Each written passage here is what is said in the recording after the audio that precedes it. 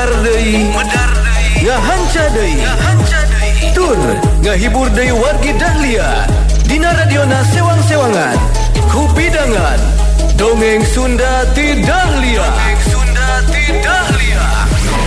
Anu dijomantarakeun 3 Lura 101,5 FM Radio Dahlia. Dina jejer carios si Konsleng Wilujeng ngadangukeun.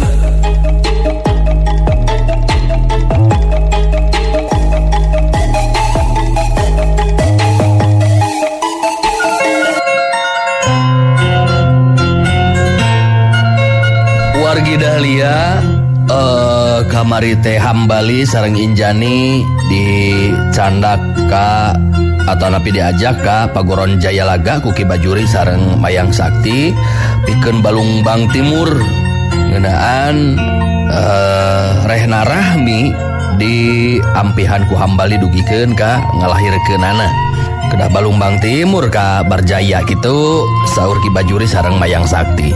Urang lajengkeun serial Si Konsleng dina jejer carios putu Si Konsleng tanding titisan siluman karya Bagus Respati.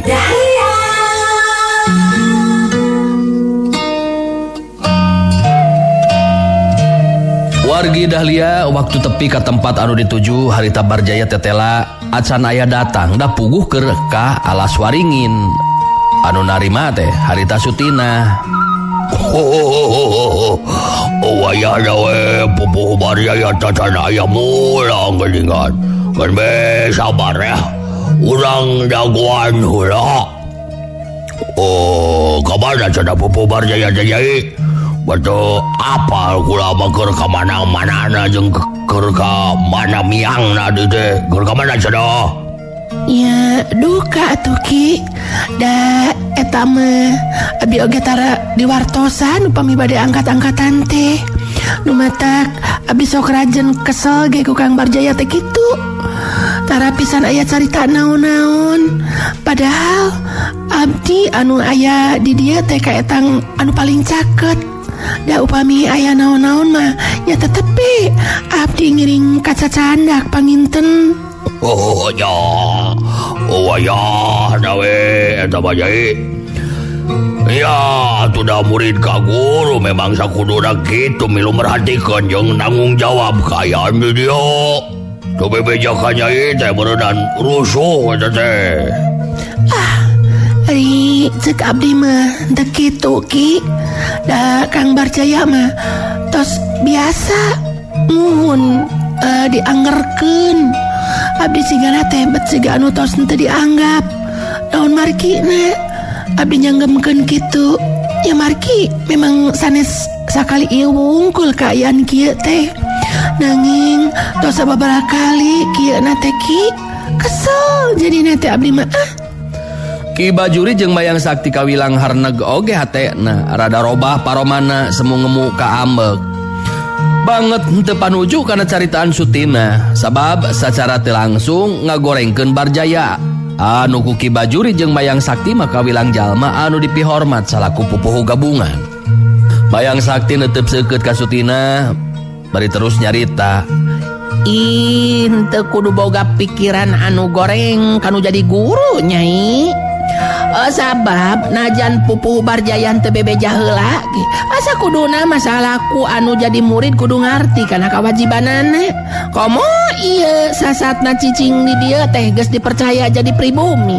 Anu matak terus terang kula teu panuju ku sikap jeung pamadegan anu saperti kitu. Bener teh Ki Bajuri?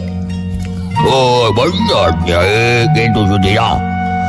Urang ulah boga sikap jeung pikiran goreng ka pupuh Barjaya. Sabab hiji murid sakuduna memang ajenan kanu jadi guruna. Sabab rek diajenan ku saha anu jadi guruna lamun lain ku muridna. Ki Bajuri jeung Mayang Sakti jadi rada ngagelendeng ka Sutina lantaran teu panuju ku sikap jeung caritaanana. Sedengkeun hambali jeung Injani mah ukur bisa silih teuteup henteu wanieun pipilueun ngomong bisi jadi salah harti keur pihak Ki Bajuri jeung Mayang Sakti.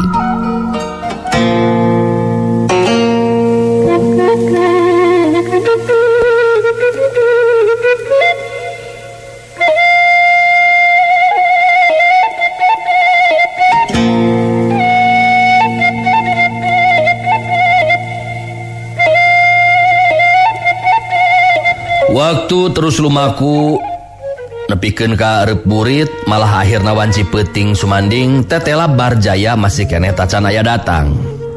Hambali jadi aya pikiran leuwih hade balik heula, isukan ngahaja datang deui kadinya. Ku emutan bilih teu aya mulih ayeuna mah nya abdi sareng pun adi atuh bade wangsul bae heula. Wios setelah dinten enjing ngabujeng deui ka dieu. Kumaha upami kitu kinten-kinten Ki Bajuri? Ari cokula maulah kapalang sabar hambali. Mending kene daguan we heula. Kula boga kayakinan Pupuh Barjaya tangtu bakal mulang. Walepikeun ka terus meuting di tempat sejen. Oh jadi wayahna heula. Ulah kapalang sabar. Bener teu Nyi Mayang? Bener Ki. Ulah kapalang sabar hambali. Keur naon mulang heula ari pek teh teu geseh waktu lila Pupuh Barjaya datang. Apanan lebar urang teh miceunnan waktu bari taya hasilna. Najan bari jeung lila ngadaguan oge ari tepung mah matak teu panasaran. Ki Bajuri ngeh seuri bari terus cumarita deui. Oh tak gitu amore. Apan hayang buru-buru beres ieu urusan delin. Anu badak ulah kapalang sabar cek kula oge. Urang daguan we da pasti bakal datang geradina penting yo kene. Moal nepikeun ka monok di tempat sejen cek kula mah moal lah. Oh. Hambali jeung Injani kapaksa jadi nurut karena caritaan Ki Bajuri jeung Bayang Sakti. Kagok lila leuwih hade didagoan kadatangan Barjaya. Caritaan Ki Bajuri tetela teu nyalahan sabab harita Barjaya aya datang. Kawilang rada kaget oge Barjaya dina waktu harita ningali aya Hambali jeung Injani datang kadinya tur geus lila ngadaguan kadatanganna. Sok sanajan memang geus badami jeung Ki Bajuri ngeunaan riungan saperti kitu ngan teu nyangka bakal peuting eta. Sanggeusna leureuh sakedeung bari salin baju harita di jajaran ku Ki Bajuri anu muka caritaan riungan teh dimimitian. Sajoroni ngariung panon Barjaya mah teu weleh we mineng ngareretan ka Injani. Wanoja anu geus lila jadi implengan hatena. Ki Bajuri muka babaran lisan. Oh muga kauninga ku Pupuh ya mah. Tadi siang tengah aya di bujeng ka paguron macan bodas. Salajengna ya Hambali sareng Injani ngiring ka dieu. Maksa sareng tujuan mata ya sades wireh tumali jeung kajantenan. Mohon ka talobehan Hambali tos ngampihan Rahmi. Ya ayeuna teh sejahoyong Balumbang Timur sareng salira. Barjaya neuteub antep ka Hambali terus ngareret ka Injani. Panon anu belah kencana dikiceupkeun. Puguh be rehe keur Injani mah ningalina. Teu lila Barjaya terus nyarita ditujukeun ka Hambali. Bang jajar Ki Bajuri bisa kaharti. Dah, ayeuna kuring bakal tumanya langsung ka jinisna nyata ka Hambali. Nanya bener Rahmi teh aya di ditu. Diampihan di ditu. Kunaon teu bebeja ka dieu? Sakuduna mah Hambali ngarti, antara kuring jeung Rahmi masih keneh kabeungkeut ku tali hubungan ngarumah tangga. Artina Rahmi masih kene tetap pamajikan kuring sarta kuring acan pernah ngarasakeun nyerahkeun anu ngaran Rahmi. Ieu anu ngajadikeun kuring teu panuju. Hambali nenangkeun kaayaan hatena. Dirina rek usaha sakuat tanaga moal nepikeun kapancing amarah ku sikap jeung caritaan Barjaya anu geus pasti bakal ngadedetkeun ka dirina. Hambali males tetepan Barjaya teu lila terus nyarita dina sikap anu katingalina tetep tenang. Naon rupi anu disaurkeun ku Pupuh henteu lepat. Sim kuring rumaos memang leresan dinya mah lepat. Namung peryogi kauninga. Dasar tinimbangan sim kuring nulungan nya taya sanes. Kajabiti kajurungku rasa karunya margi nuju ke kandungan. Anu malah numutkeun pangakuan Rahmi mah bakal lumampah sakaparan-paran. Jelas ku anggapan abdi harita Rahmi peryogi ditulungan eta rupina anu janten dasar tinimbangan sim kuring sareng ieu pun adi Injani. Injani milu nambahan caritaan Hambali anu jadi lanceukna. Naon anu disaurkeun ku pun lanceuk memang leres. Abdi sama 5 anu ngangsonan ka pun lanceuk supados Cerahmi tiasa ngiring di paguron macan bodas. Ari abdi petku ngaraos teu tega ningali kaayaan Cerahmi kitu teh mah margi abdi oge sami awewe. Upami sapertos Cerahmi tangtos abdi oge moal teu panginten peryogi pitulung anu sanes. Barjaya ungut-ungutan siga nu ngarti kana guaran caritaan Hambali jeung Injani. Barjaya netep antep ka Injani bari terus nyarita deui. Ya akang bisa ngarti Injani. Tapi tetep kudu inget akang aca nyerahkeun Rahmi. Jadi Rahmi masih kene pamajikan akang. Kasauran Kang Barjaya telepat. Nanging abdi oge nguping kasauran Cerahmi. Anu akhirna abdi sareng pun lanceuk Kang Hambali nangtoskeun sikep pisan masihan pitulung ka Cerahmi. Akang tarek paloba-loba carita jeung Injani. Sabab dina ieu hal keur akang mah anu kudu ngabereskeun ieu masalah teh Hambali. Sabab Hambali salaku pupuh paguron sakaligus lanceuk Injani. Jadi akang terek nyalahkeun ka Injani. Jadi Hambali tadi geus ngajelaskeun rumasa kana kasalahan anu geus dilakukeun. Hambali unggek bari terus ngajawab. Leres kitu. Damung sakumaha anu tos dijelaskeun tadi anu dilakukeun ku simkuring dumasar kana rasa karunya. Jadi aneh lamun keukeuh diteken padahal tos balaka ngeunaan kasalahan anu dilakukeun. Jadi dina ieu hal simkuring nada dihapunten. Sok sanaos abdi oge sami. Dina waktu ayeuna Cerahmi parantos ngalahirkeun kalayan salamet. Nanti langkung sae upami atos bae engke ku abdi diajakan ka dieu. Apan kitu maksud ayeuna diayakeun Palungbang Timur ti Kang Barjaya? Barjaya rada mureleng panonna ngadenge carita anti Injani siga kitu teh. Cing heula Injani gela. Ceuk akang oge henteu kudu waka pipilueun. Sabab ieu urusan lalaki. Tak jadi kieu Hambali. Minangka pikeun panebus kasalahan anu geus dilakukeun ku Hambali. Ayeuna ku akang bakal dibere kawijaksanaan. Ieu kaayaan urang Balungbang timurkeun kalawan tebusan. Kumaha? Lamun Injani dipenta ku akang. Maksudna rek dijadikeun pamajikan. Sabab terus terang akang memang katarik ati ka pentang rasa ku Injani teh kitu. Jadi kitu sikep jeung kabijaksanaan ti akang mah. Kumaha? Satuju Hambali? Puguh be Hambali jeung Injani kaget. Lain di kieu ngadenge caritaan Barjaya anu saperti kitu. Komo ari keur Hambali mah eta caritaan teh kawilang panghinaan keur dirina. Apan geus kabuka ayeuna mah kaayaan anu sabenerna yen Barjaya teh boga pamajikan. Tapi bet teu era-eraeun mika hayang Injani sagarupa. Hambali netep seukeut ka Barjaya bari terus nyarita deui. Terus terang simkuring banget jadi teu ngarti ieu teh. Salaku hiji pupuh paguron gabungan bet mere contoh anu kurang hade ka anggotana. Masih aya dina katangtuan simkuring teh anggota bari kasalahan anu dilakukeun teh henteu matak ngarugikeun. Bukti kaayaan Rahmi geus salamet ngalahirkeun. Bayangkeun lamun harita Rahmi terus kadungsang-dungsang sakaparan-paran. Hambali sikep jeung caritaana jadi rada tandes. Ki Bajuri jeung Mayang Sakti anu sasatna bilu ka Barjaya katingali silih reret. Tapi memeh aya nu nyarita geus kapiheulaan manten ku Barjaya. Jadi kitu alasan teh Hambali. Ayeuna kuring bakal ngajelaskeun naon sababna menta tebusan. Sabab jelas Hambali teu ngajenan ka kuring. Sakuduna mah rek ngarasa watir rek ngarasa karunya. Tetep kudu bebeja ka salakina. Sabab acan diserahkeun. Jadi wajar lamun menta tebusan anu saperti kitu. Mayang Sakti netep antep ka Hambali bari terus mairan caritaan. Hambali, kula si Mayang Sakti.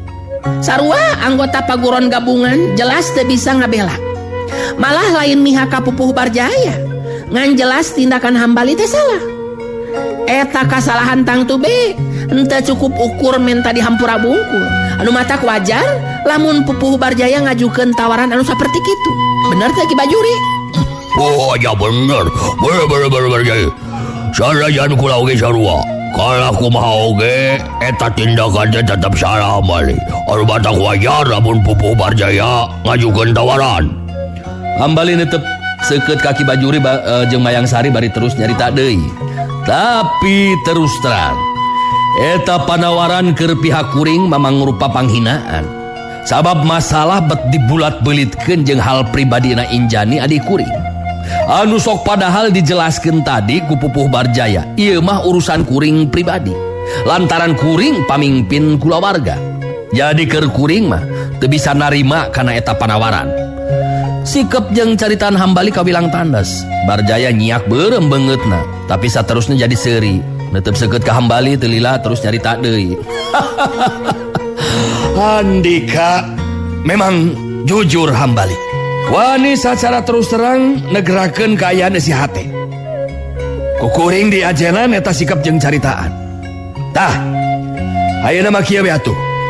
Keur ngubaran hate kuring ye. Aya deui tawaran anu sejen. Mun nya rumasa jadi lalaki, akang rek nantang Ijen Jajaten. Tapi ieu mah Ijen Jajaten lir ibarat anu keur latihan jurus we. Henteu kudu dinyakeun tarungna. Sabab ieu mah keur ubah rungkul cek akang oge. Kumaha lamun kitu? Ditarima kira-kirana. Piraku make kudu sieun diajakan Ijen Jajaten saperti anu keur latihan jurus malah. Piraku nya.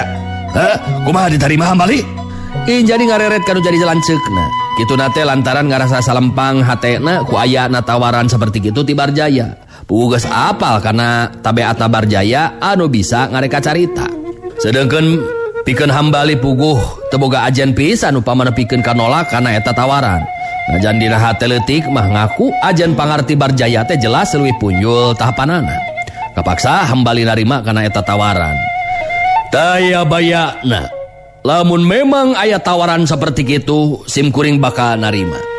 Sabab sanajan ngarasa teu leuwih punjul ilmu, tapi kangaranan lalaki mah kudu narima kana sikep panantang. hebat maneh. Memang kudu kitu kangaranan jadi lalaki mah Hambali. Yes, teu kudu loba dicatur ayeuna mah. Najan wanci peuting eueuh halangan keur anu ngarti ilmu silat mah. Urang init kaburuan ayeuna mah. Hayu, urang kaluar Hambali. Barjaya jeung Hambali mulu kalebah buruan imah.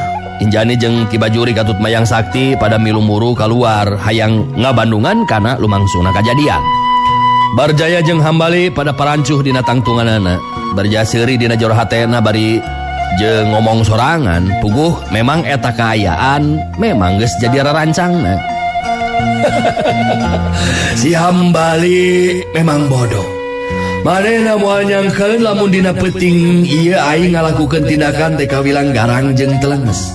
Dina peuting ieu si Hambali leuwih hade di perenan jiwana sakalian. Kangaranan kieu kajadianana bisa disebutkeun kacelakaan we lah. Sabab lain haja ngalakukeun tindakan. Kangaranan si Hambali masih kene hirup mah tetapi teu bakal jadi halangan mangsa diri aing menangkeun Injani. Geus moal aya kasempatan deui keur maneh Hambali.